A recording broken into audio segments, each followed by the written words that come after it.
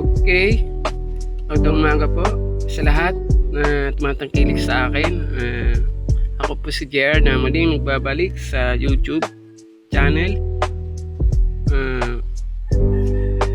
Kung papansin nyo, 2 draws nakuha natin yung yung 10-13 na video natin nung April 28.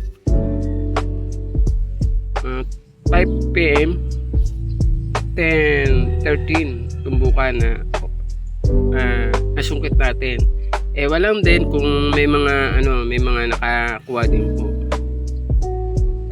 Okay, so ngayon naman po compute natin or suma, pero ako tinatawag ko lang ito na parang palapalagay o teorya o maaaring gawin. So balikan natin yung result kagabi.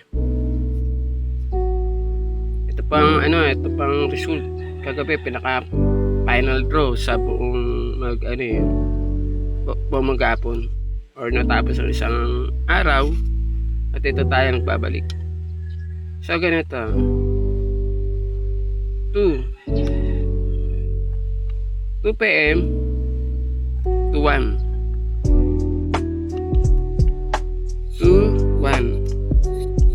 SK, sinundan siya ng 25-10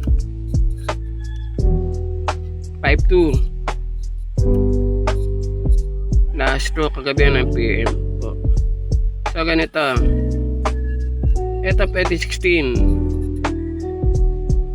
ito 16, ito 16 din, pwede 7, pwede 7. Ito sumusunod dyan 31 yun.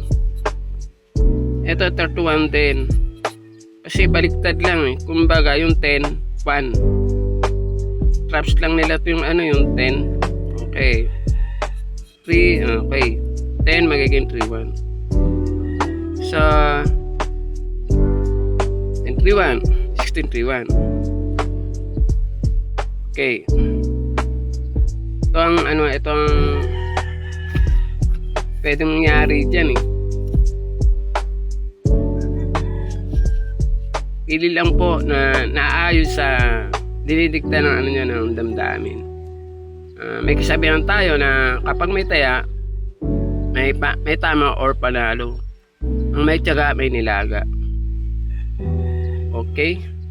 Ito pwede natin tayaan. 16 3-1, 16-2-2, 7-3-1,